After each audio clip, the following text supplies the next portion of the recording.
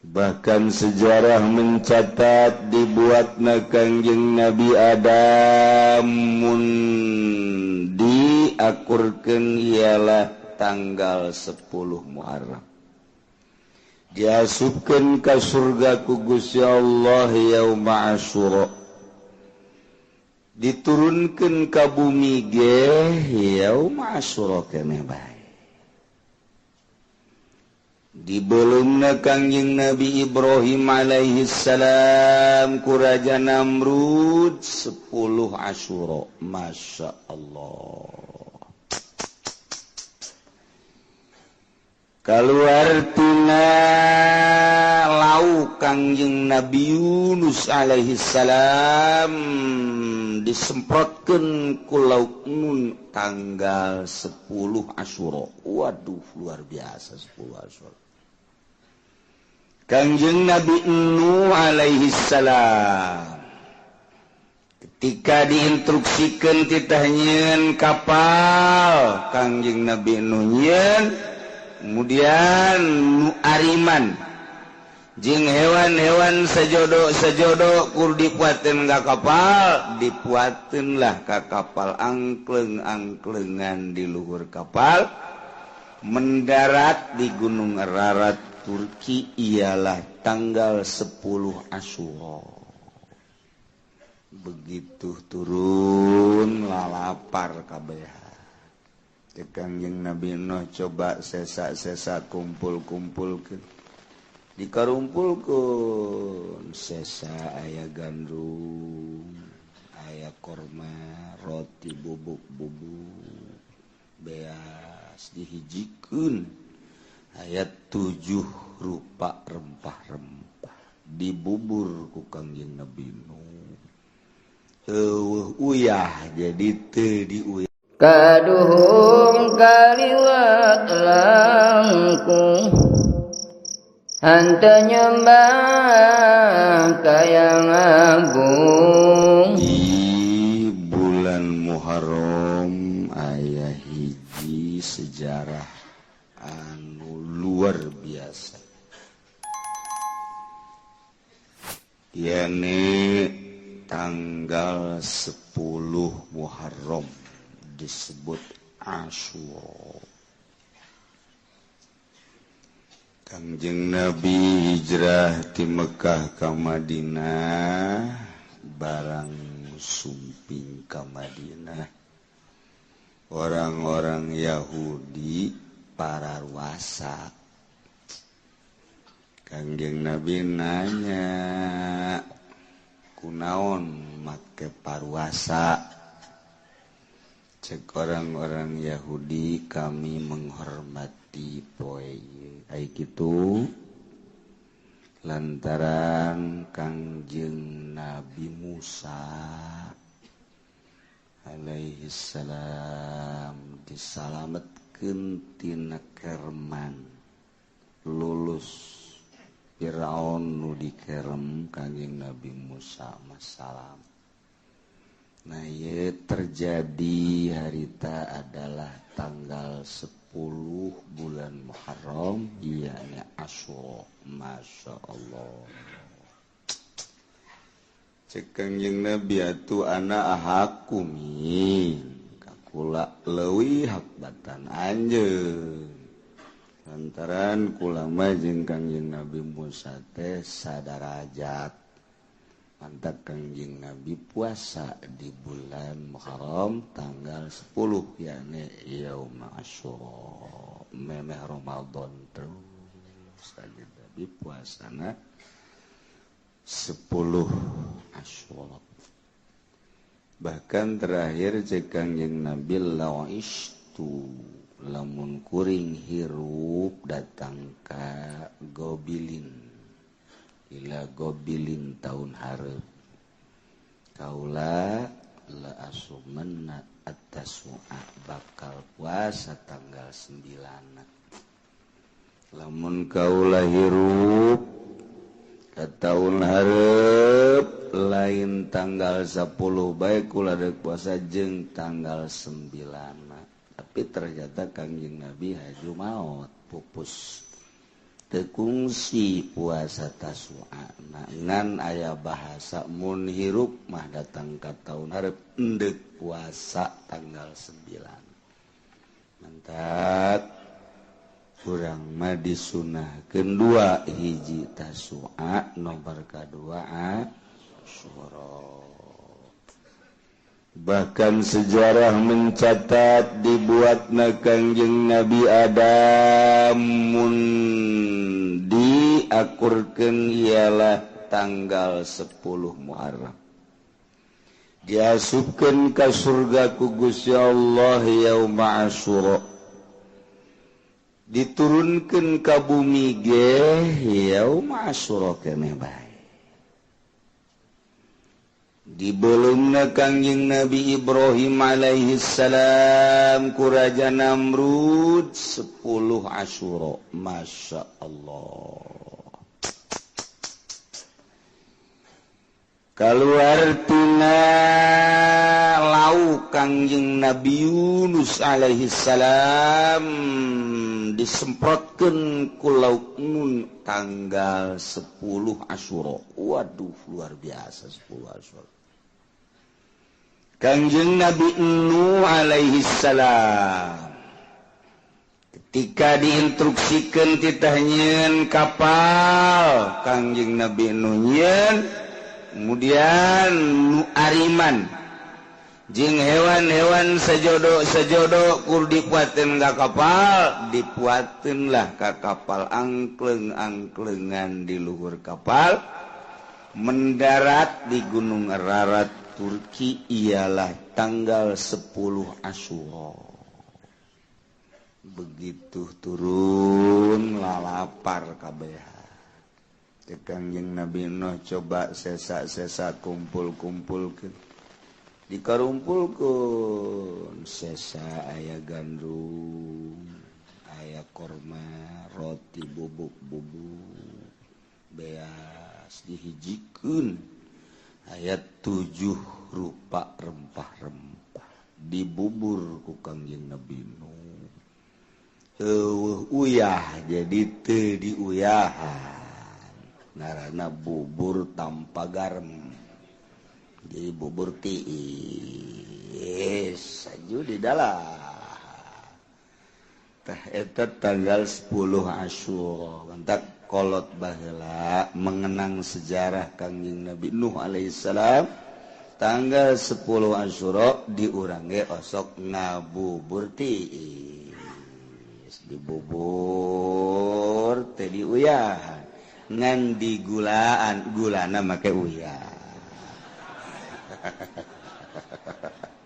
aja dikadinyakeun ai bubur nama teh diuyahan ngan gulana make uyah keneh-keneh ketel tidak rawan urang ka bubur gitu ulah kanyahoan ku Muhammadiyah we Muhammadiyah nya ngabidah-bidah sia ulah kos gitu urang mun di bidah-bidah ulah ngomong cicing bae geus antep lah aju beres ngabubur kirimannya kayak gitunya nadi dahar jangan cenah bubur bid'ah ye kayak gini tanyana tahun hareup ngabubur bid'ah deui lah ngeunah cekeuna tuh Muhammadiyah mah kos gitu pinter kodek Kangjeng Nabi Idris alaihi salam diangkat ke langit tanggal 10 Asyura.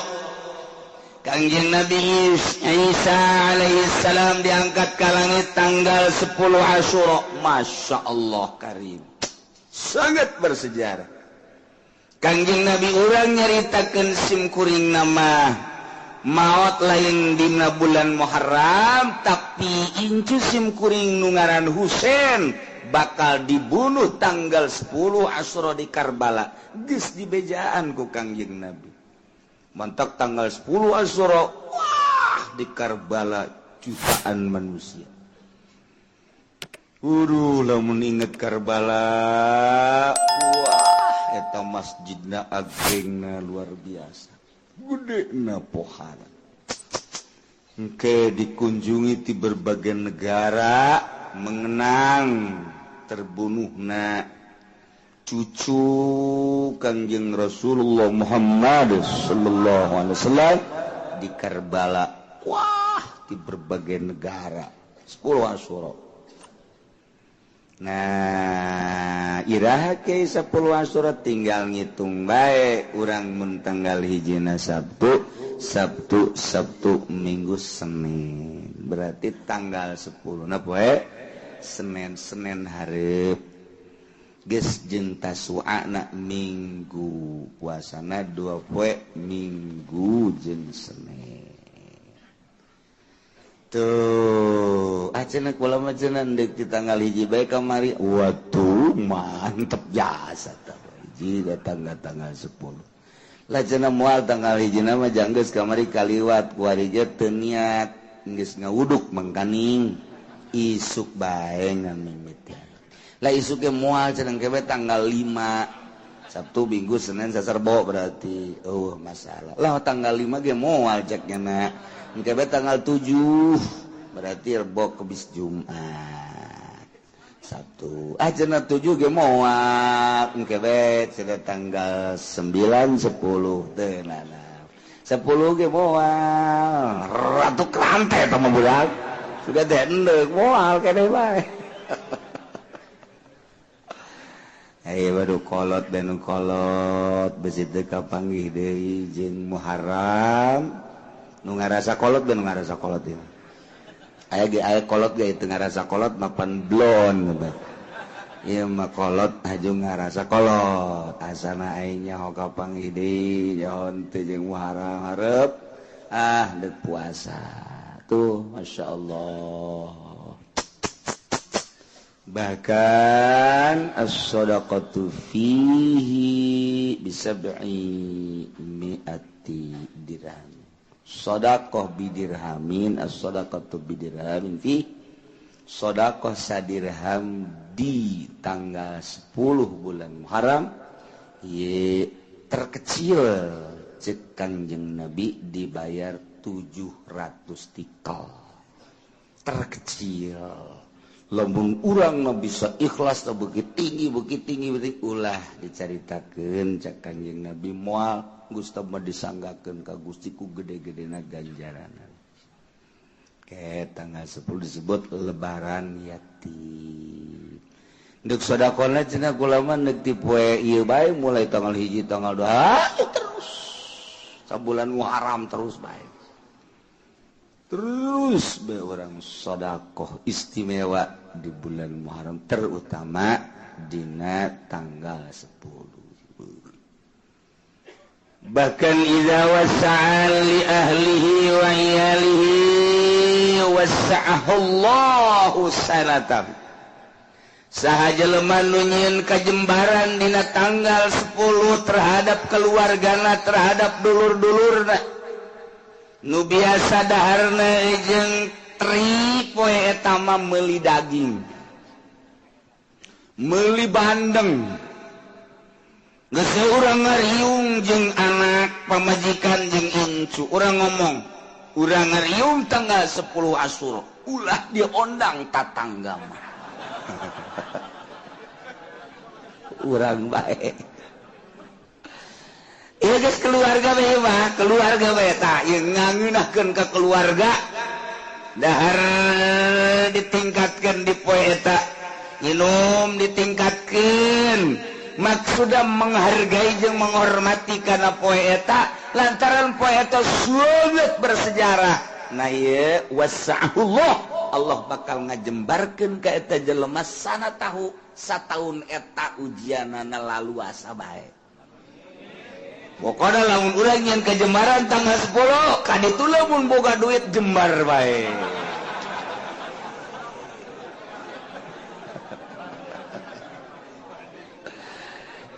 Jadi bere boga duit bae maksudna deui kitu. Ih siapa kumaha sih? Ibabari bae ta ku Allah dibere. Ya Allah ya Rabb. Itu ala iyali wa ahlihi. Geus kuari mah urang ka kakak, ka adik, ka mamang, ka uwa, terus sekitar-sekitarna.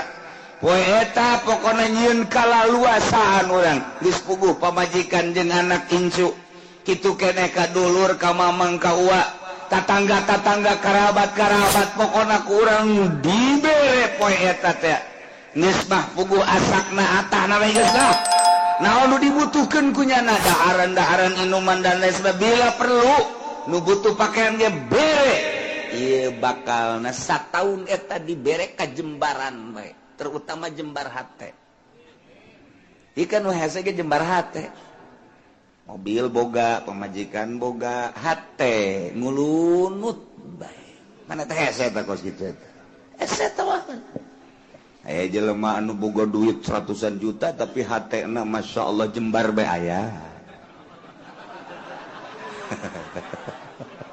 aya teh kos kitu aya teh tapi sabalik teh aya nu boga duit boga duit tapi teu jembar-jembar neuleuh pamajikan sakumaha neuleuh menggarong musuh jeung pamajikan jeung anak teu betah neuleuh keluarga teh dibere rumit bae aya eta mah geus bae model tapi nu model mah aya jelema keluarga leutik lah cek paribasa koreh-koreh cok tapi aya bae jang dahar aya jang minum aya jang pake aya pamajikan teu pernah marah keur aya seri keur eueuh seri kitu keneh anakna masyaallah nikmat jasa mun salakina nonton TV aju dinasehat ku pamajikanna kalah mangpaatna kos kitu mending maca sholawat deus tiis kana hate ya Allah ya Rabbi aju lamun salakina usaha bangun bebeneran teh tiduk-duk disusuk aju pamajikanna nganasehatan kalah ya dunia mah geus dibagi ku Gusti ulah sok hahanteman teh nu penting mah salat zuhur asar berjamaah masyaallah asana teh hujan ge tarariis masyaallah jajantung tiis teh sajantung ieu mah lain pan kapan geus balik karek jam 1 we geus balik kumaha bebonangan mana kempes ban kaditu deui idek mandi teh kudu mandi lah kuda gitu mandi kenceng lompatna sial jak salaki da idek dah geus asak sangu teh hareup itu bae di warung geus kudu diimah-imah keur nangan duit sing khusuk waduh salakina aju ngalamun bae aing boga pamajikan ku kieu-kieu teuing cek masyaallah masyaallah masyaallah eta mah hareudang dek balik jam 4 ge moal akal aing lah di babaturan ngajak balik urang balik moal emang kunaon kokoprak aya di ieu emangna anak kotok itu di kokoprakan eta pan seneb eta karajaan teh tan mentak neangan pamajikanana mun urang deuk kawin tanya neng bogoh ka kakak atuh alhamdulillah jadi siap ya dikawin ku kakak insyaallah siap ente dibawa sugih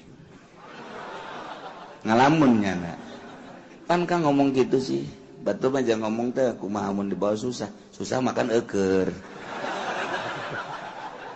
mun ke sugih siap tante oh jatuh kakak susah neng susah itu kudu ditanya dibawa susah mah ya Allah ya Rabbi aya bae nah urang nyieun ka Jembaran dina tanggal 10 Asyura geus urang nu biasa dahar jeung tempe tingkatkeun poe eta mah sanajan tempe-tempe keneh gulaan tempena ulah digoreng-goreng teuing tingkatkeun we urang dina poe eta tah Senin geus urang nyieun ka Jembaran meuli hayam geus mun aya langsung meuli bakakak dahar bareng jang meuli bakakak urang boga kotok pencit kotok ge aya kotok sabaya nu ka imah aya geus ieu berarti ya milik urang lain Jembar aja sempit tuh masya Allah daerah tanggal 10 Asyura poean yang sangat bersejarah geus ti kuari urang intip puasa urang mun bisa Minggu jeung Senin keur henteu jeung Minggu na geus Senin mah wayahna 10 Asyura mata mah nu sok biasa dilaksanakeun ku Kangjeng Nabi urang Kangjeng Nabi Muhammad sallallahu alaihi wasallam. Tikuari siap-siap bonteng suri buah jeung naon cak pamajikan jangke poe Senin buruk atuh. Geus tikuari ayo jeung ka Jembaran ayo geus puasa. Ayo terutama yatim piatu fakir miskin keluarga ayo urang jieun ka Jembaran sebab nyieun ka Jembaran bakal dijembarkeun ku Gusti Allah Subhanahu wa ta'ala.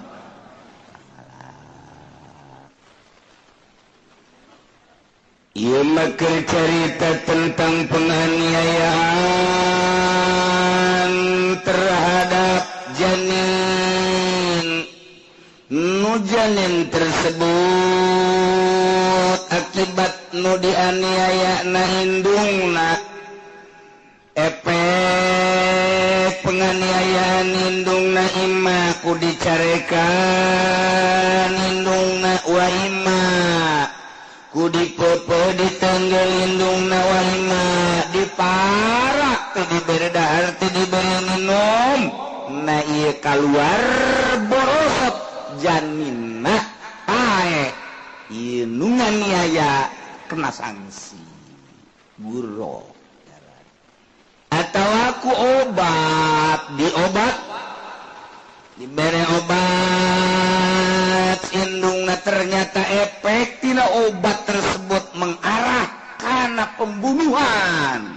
Nah ieu termasuk kana pembunuhan janin kena sanksi.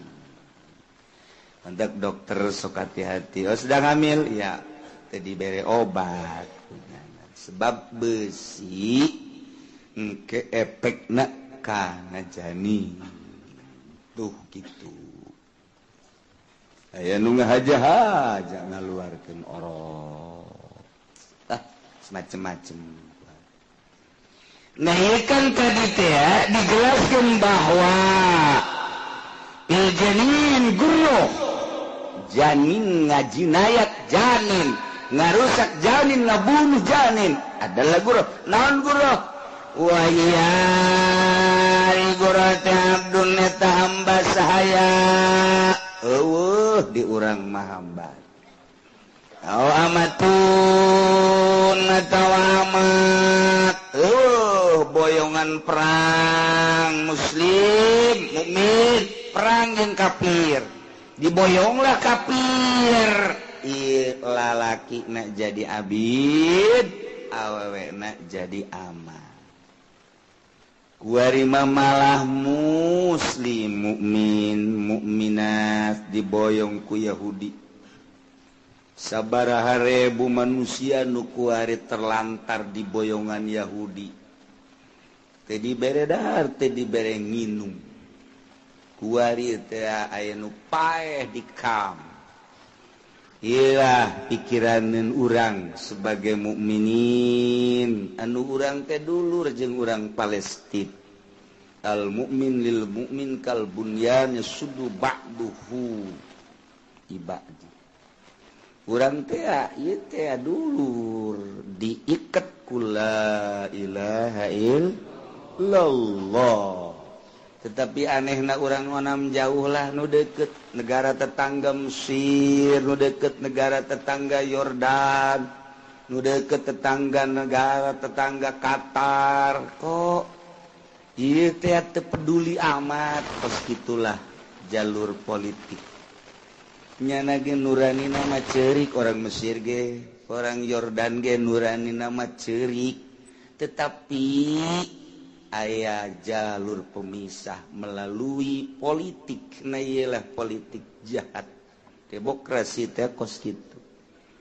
Sehingga urang ngaleungitkeun ukhuwah sebab aya jalur politik ngahaja ku Amerika di demokrasi ke numantak digempur Irak lantaran can demokrasi supaya demokrasi engkena tersekat-sekat ku demokrasi beda jeung negara Islam Suriah lantaran kuat gempur supaya jadi demokrasi baheula Turki nu sakitu kuatna gempur supaya demokrasi ku demokrasi mah kos diurang ku ari agama lemah naik kafir-kafir Yahudi Kristen gitu bae ketika aya nu berjuang urang teh tersekat ku demokrasi aya aturan demokrasi kos kieu lah hirup urang di akhir zaman terasa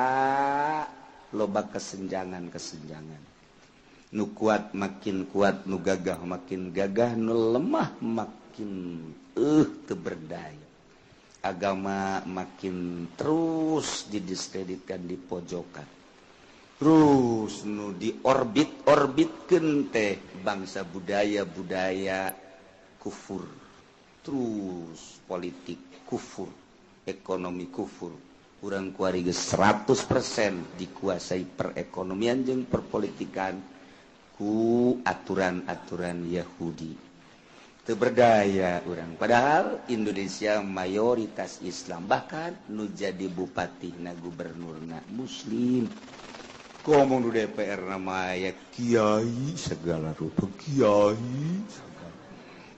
lain lalagaan kiai Habib malah tapi aya dampakna karasa ku urang kiai nu aya di DPR teu aya karasa aya Habib di DPR ku urang maksud karasa teh lain naon urusan agama terangkat apa henteu sih ku wakil urang sebagai kiai nu aya di ditu wakil urang Habib nu aya di ditu karasa henteu ti mengenai tentang agama henteu ieu lah demokrasi kieu bae terus betah urang demokrasi terus teu betah ya wallahu a'lam terserah kos kieu kita di Syria di Irak kuari Yaman geus puguh Palestina sabaraha ribu manusia kuari anu teu dikaluarkeun ku Yahudi anu teu dibere dahar teu dibere nginum paeh terlantar kekuatan manusia paling ge 1 hari 2 hari geus saminggu teh geus jago atuh ieu teh nu loba pararaeh di jero kang nah sebelah deui mah dibere cuman dialas lah nu biasa misalnya urang teh membutuhkan 20 huap paling dibere 5 huap deres keneh masih dibere biasana urang membutuhkan 2 liter nyana dibere 1/4 liter 1 hari minum gitulah Yahudi lamun geus kitu naon ngaranna biadabna ka urang sebabnya nama dendam ketika Kangjeng Nabi baheula bergerak di Madinah Yahudi terbagi 3 nah iyalah nu aya di Madinah kemudian nu kaluar Mesir nu kaluar ka Eropa nah termasuk nu ka Amerika panjang mun dicaritakeun ngan 3 bae tah nyana kerjasama ku ari otomatis ku ari teh dendam terjadilah seperti itu terus minoritas Yahudi tetapi kekuatan luar biasa sebab naon sebab sekelilingan geus jadi Yahudi kabeh geus puguh Amerika geus puguh Eropa jadi Yahudi ngedukung adalah Israel Indonesia ge ulah gandeng-gandeng geus jadi Yahudi ieu mah pada urang nabe yang ngelanan ngomong teh nya ulah bebeja ka batur ulah bebeja ieu mah pada urang nabe bahwa di Indonesia ge geus jadi Yahudi sebenarnya mah nya engke ente ngomong di ditu ulah gandeng-gandeng di sarua bebeja bae di ulah gandeng-gandeng cek kiai ge bahwa di urang teh geus jadi Yahudi kan udah serang ngomong atuh kabeh nyaho tamang geus pasti taya tinggal urang pa bisa-bisa nyalametkeun diri lantaran moal kebal urang bakal menghadap ka Maha Khaliq Allah Subhanahu wa taala beberes diri urang sing hade akidahna sing hade syariatna jang aturan ibadah ka Gusti Allah ke isuk pageto anak urang didik anak urang lain lalagaan ieu serangan-serangan teh pohara jasa geus teu maelu urusan agama kuari urang lamun nyaritakeun urusan kejanggalan tentang agama lapor ka DPR geus teu ditanggapi ku DPR mentak wakil urang tinggal wakil cenah aya di ditu kiai digolkan ih teman-teman kiai gede ragag ditanggal caringin tuh tigesle ih cenah udang-udangna gede tambahan deui Gus ya udang-udang acur sia ngiuhan di Golkar acur inting-intingan pentingnya kiai kita mah masuk bae geus ih ulah kitu cenah kiai pan di dieu ge loba kiai Golkar kena tobat lah cenah aing mendek balik bae jor ceuk balik ka ditu Haji Hudang oh eta orang jeleumana heran teu daek tobat jelema asa bener bae mun kukula dijabarkeun pasti kayahoan salahna tapi teu daek ngaku teu daek gande teu kieu can kabere bae cenah kieu bah geus kieu bae bere aing cokot ku aing duitna aing ka Golkar moal tetep duitna mah dicokot teh hook aja di dahar parabkeun ka kotok hap aju kotok teh daekeun cokot deui ku aing udah beres kabeh inting-intingan asal kiai geus ka Golkar we geus teu manjur mun cara orai jadi orai koros nu tadina orai taneuh ge barang ka Golkar mah jadi orai koros ngegel huntu umplak Ogola asal kiai ka Golkar geus kos kitu bae geus pokona asal kiai ka Golkar kitu bae geus pokona ye cenah ieu mah kiai hebat jasa endek hebat deuk teu asal asup ka Golkar kitu bae geus pokona asal kiai asup ka Golkar sering amat cenah kieu supaya tobat majelis gede eueus ya pondok 2 tingkat eueus teu karasa eta ku kiai berarti di jerona aya kasalahan sakali deui asal kiai ka Golkar cenah kiai bangun harengeusna aing karunya bareng yu urang luhurkeun agama ulah melalui Golkar ka mana tuh ka PDI salah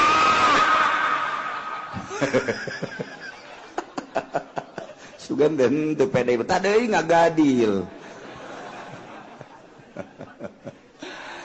aduh Gusti Allah bagus yeuh batur urang asal kiai ka Golkar maksud teu bisa nyebut cau ieu mah cau kiai bolon asal kiai ka Golkar ini ngaji naon sih bulan Muharram masalahna ya aduh hese jasa ieu satu ngaluhurkeun agama ieu acak-acakan kos kitu mah teu karasa kunyana majlisna bagus nu ngaji pondokna bagus nu ngaji naon hartina tu maning reod majlisna tapi loba nu ngaji kercan ka Golkar mah masyaallah da kiai nu ngararaji luar biasa nyeusup tapi bareng asup ka Golkar inna lillahi wa inna ilaihi raji'un telah pulang ke rahmatullah kiai Golkar blon pan kiai kita yang kitu bae maksudna supaya sadar ya agama acak-acakan di agama coba contohan cenah kiai loba jasa mun diomongan hiji-hiji warauh kabeh urang kiaina nu ka Golkar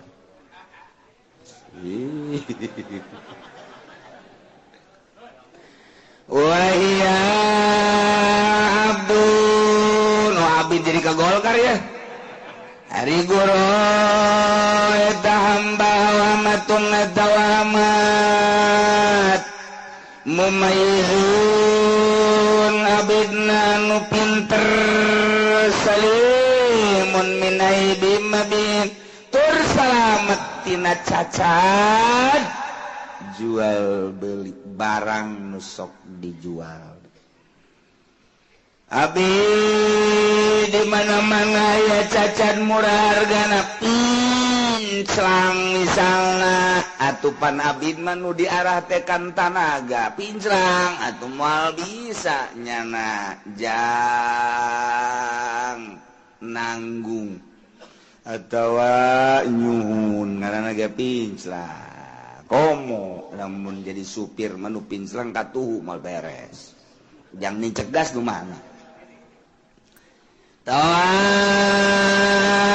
lengan sabelah aib ngaran ulah nu kitu nu pinter salamet tur salamet tina cacat ieu mahal berarti janin teh di mana aya jelema ngabunuh janin efek tina penganiayaan indungna disingsieunan misarna ku salakina tatanggana ku jawara ku dokter sehingga ngalamun si awewe teh akibat disingsieunan terjadilah aya seperti depresi keluar orok dokter tersebut kena sanksi lantaran di Indonesia mah henteu aya hukum anu mengarah kana hidayat teu aya can selesai berarti urusan anak engke di Rabbul Jalil di harapan Allah bakal diselesaikan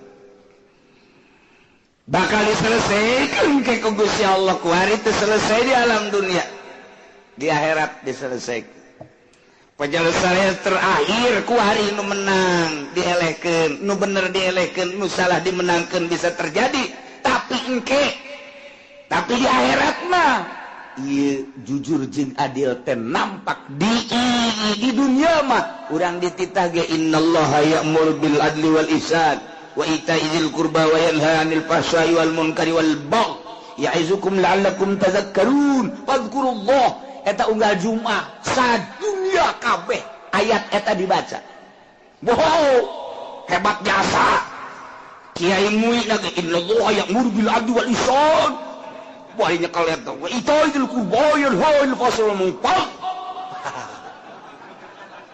teka rasa pokok jana gitu adil teh jujur ayatnya tadi baca innallaha ya'muru bil adli wal ihsan itaa'il qurba yanha 'anil fahsya'i wal munkari wal baghi ya'idukum la'allakum tadhakkarun fadhkurullaha beres mun kurang Aisyah maca ayat jujur tah henteu ulah ngomong yang batur tah mah eta dibaca unggal Jumat ku kabeh unggal khotib nu mantap khotib teh di urang pangheulana ka neraka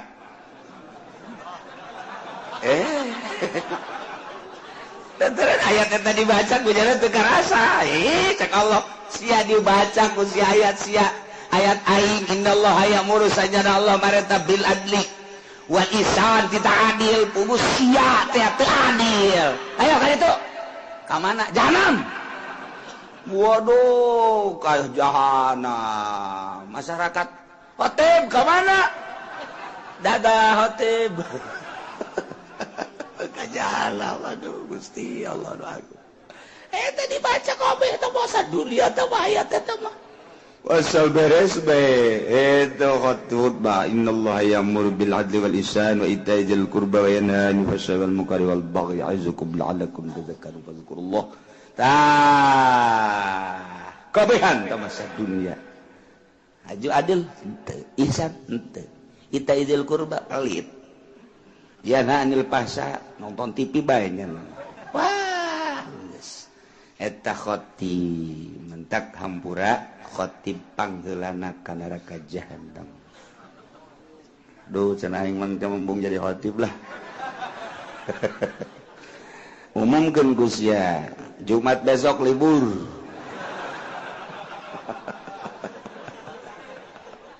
aduh Gusti Allah doaku boro-boro libur puguhnya nama hayang tambah deui poe Jumat teh ulah Jumat eta bae supaya saminggu aya 2 Jumat emang kumaha digaji pan ku pemerintah bolon eta sakali khutbah sabaraha duit kan sabaraha duit tuh Haji Pendi mah jasar dibayar bareng namanya bae Geus moal menang ganjaran si Haji lah.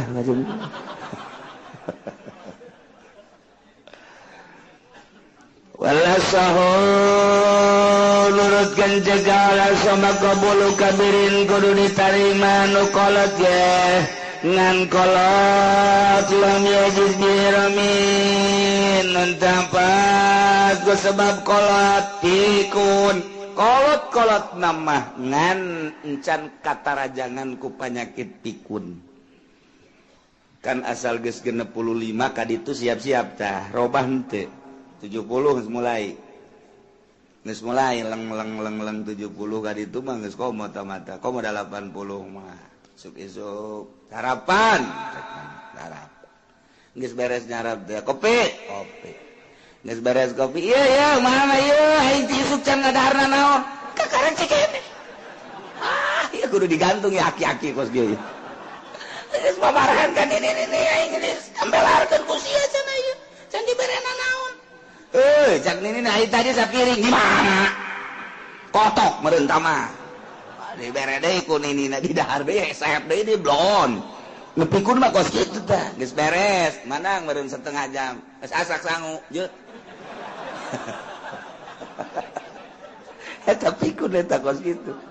Eta ulah kos kitu batu Cilaga. Bo tah batu lain digawe dahar mah lulu.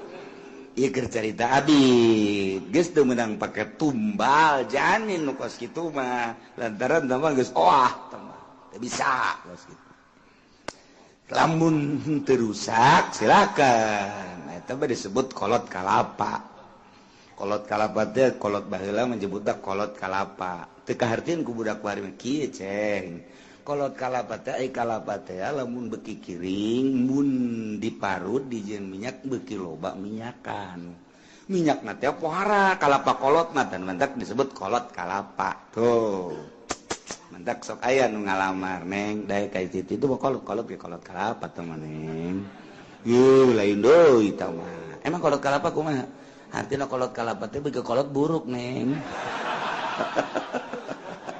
sia cek neng teh sudah teh loba minyakan yang buruk atuh memang dua pilihan lamun teu loba minyakan buruk aing geus kolotna tinggal gitu bae tah ya seperti Kiai Haji nu ngaraji ka dieu ngaranna kolot kalapa eta jadi loba minyakan lamun kos kitu bae nu teu ngaji eta kolot buruk ngaranna aja urang datang ka ditu ka imah kolot buruk tungtung atas ngaji ribut bae Masya Allah Ustaradoy gara-gara ngaji jadi kos kieu teu dipake mah ngaji sekadar koleksi we di jero hate ganjaran mah meunang ieu ngaji ganjaran doang mantak ngaji pelebah dieu mah ya sanajan hees ge masalah yo kieu teh batu kudu dibejan jeung geus komo dibejan atuh kerek teu dibejan hees ieu mah masalah ieu moal dinanamkeun sanajan hees ge sebab ieu teu kapake mah ngaji mah teu kapake andai kata ngaji ieu terus yo sababaraha minggu ieu mah teu kapake ngaji jinayat mah ieu geus gampar samak di luar hees moal anggal masalah geus tah geus jadi jana mawa permadani aju mawa anggal kedeng bae kitu cek sajen teh mah doa atuh ngaji teu kapake ieu mah hees bae cara urang Arab bae kitu hees so masalah jadi henteu naon sebab ieu teu kapake ngan paling cek nu di sisi-sisi meureun ieu mah can wayah kaluar ti grogol geus dikaluarkeun keluar ti heula masalah cenah Istaratu buluguha disyaratkeun buluguha datang nagiro nisausidiatin saparo 10 diat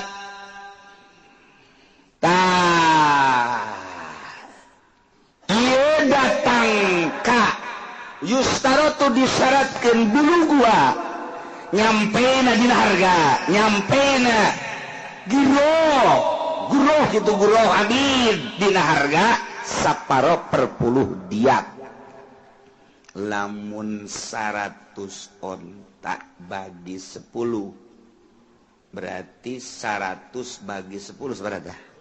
10 saparo tina 10 seberapa? Ya paling pinter ya budak. Asa TK aing mah ngaji kieu. Jadi 5 tah. Nyampe ka dinya tah, masalah tah. Mentek fil huril musim raqi qimatu khamsatu abirah 5 onta. Jadi tegah per puluh diat 5. Tak kudu nyampe ka harga 5 onta si abidna.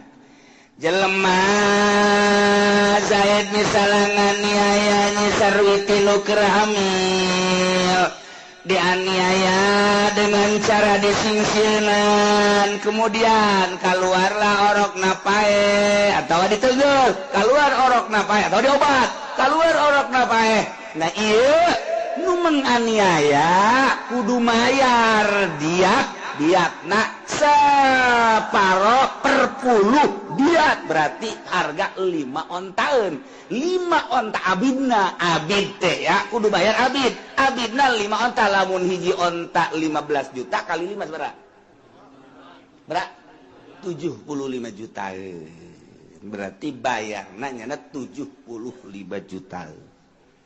Tuh gitu ya, Masya Allah. Geus pain takidat pakom satu abiro mun abidna ternyata abidna upadi mah kudu mayarna ku abid. Di Indonesia mah kan abid dipaksakeun ku kumaha ge abid amat malaya kajen ku kumaha lain nya amat mah anu kasipatan ku abid jeung kasipatan ku amat teh maka ieu mah hargana bae tuh sabaraha khamsatu abiratin 5 ontaeun. Onta nu gede nu bagus 15 juta. Nah 15 juta kali 5 berarti 5 kali 15 juta berapa? 75 bener ente sih? Masih salah ini mah. Asa teu percaya ini mah coba pakai kalkulator. 75 juta. Masya Allah. Nah iya. Kumaha lamun abdina kolot? Kan kolot mah murah. Eta kan nu mahal teh nu mahal. Kulantaran dadampak kene umurna 30, 40, 50 mahal. Lantaran tanagana bagus kene seter kene. Nu kolot tadi ge kan ulah nu kolot mah lamun datang ka geus pikun, kecuali lamun encan pikun. Ngan harga rada turun teuing mah. Abid umur 30, abid umur 40, abid umur 50, aya ge umur 80 tapi henteu pikun. Masalah guys. Sanajan rada murah hargana. Kula mah sok inget ieu teh dongeng. Ya aki-aki boga pamajikan ngora. Ngobelah dieuna, ieu keur cerita pikun. Maksud rada kolot. Kebelah dieuna si aki-aki muriang diantar ku papajikanna ka dokter. Antar ka dokter, periksa cek dokter teh. Ini ibu istrinya iya, masih muda. Iya. Sekarang gini aja, ini kakek nanti malam suruh kencing. Besok air kencingnya, air seninya bawa ke sini. Nanti diperiksa melalui air seni. Oh iya, makasih dok. Bener. Isa memeh sare nyarata kieu haki-haki beres nunggu isukan cendeun medinya handapeun dipa ari jam hiji pabajigana yang kieu deui sarua teu kuat ari pabajigana kaluar sieun teu kahudangkeun salaki gara dege kolot lah kieu bae di dinya di nu panu urut aki-aki teh tah jadi ngahiji Pak geus bae beres esuk-esuk berangkat ka dokter. Mana bu air seninya? Teu inget ieu bikihan ku nyana. Ini nggak hiji. Di sini dok air seninya diperiksa. Barang diperiksa, saya kaget cek dokter. Kenapa? Suami Anda hamil ini.